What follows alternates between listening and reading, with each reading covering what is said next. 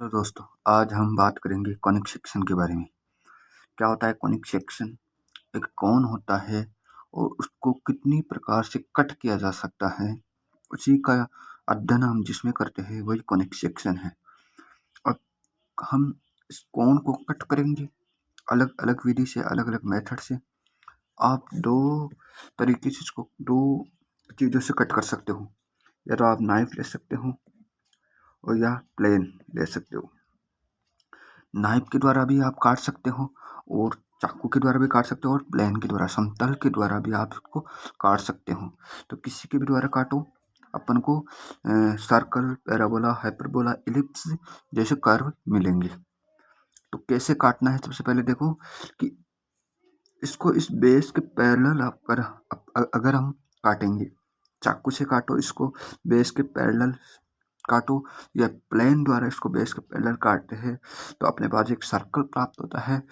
और थोड़ा सा तिरछा करके काटते हैं ऐसे तो अपने पास एक इलिप्स प्राप्त होता है। और इसकी डायमीटर से गुजार कर अगर हम इसको कोन को काटते हैं तो अपने पास एक पैराबोला प्राप्त होता है। और इसकी एक मैक्सिमम कोड मतलब जीवा से अपन काटते हैं तो अपने पास एक हाइपरबोला प्राप्त होता है। और जो ये है जो बीच की लाइन अपन को दिख रही है, वो है इस कोन की एक्सिस मतलब एक्सिस ऑफ कोन बोलते हैं इसको, एक्सिस ऑफ कोन बोलते हैं।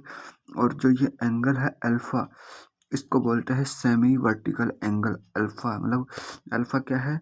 एक्सिस ऑफ कोन का एक स्ट्रेट लाइन है, उसके साथ जो कोन है वो होता है एक्सिस, वो होता है सेमी वर्टिकल एंगल अल्फा है। और ये बीटा, यह कोई प्लेन है, प्लेन के द्वारा इसको इस प्रकार काटा गया।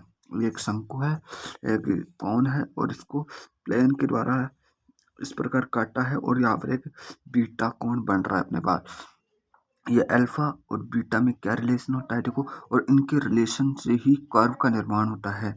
अल्फा अगर बीटा ये है, अगर बीटा 90 डिग्री है, बीटा की वैल्यू अगर 90 डिग्री होती है तो दोस्तों, अगर 90 मतलब ऐसे हो जाएगी, यहाँ पर जो है ना, यहाँ पर 90 डिग्री का कोण बन रहा है, 90 का बन रहा है तो एक सर्किल का निर्माण होगा।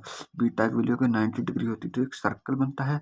और इस कंडीशन में जो एसेंट्रिसिटी ई होता है, उत्केंद्रता, वो अपने पास 0 होती है।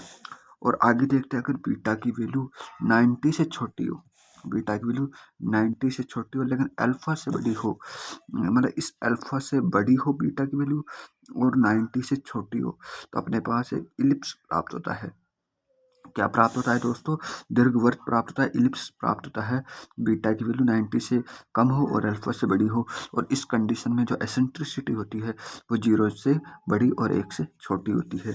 और अगर हम बीटा की वैल्यू, अगर प्लेन इस प्रकार काट रहा है कि बीटा की वैल्यू एग्जैक्ट बराबर है अल्फा के, अल्फा बराबर अगर बीटा है तो अपने पास एक पैराबोला प्राप्त होता है, परवलय प्राप्त होता है दोस्तों।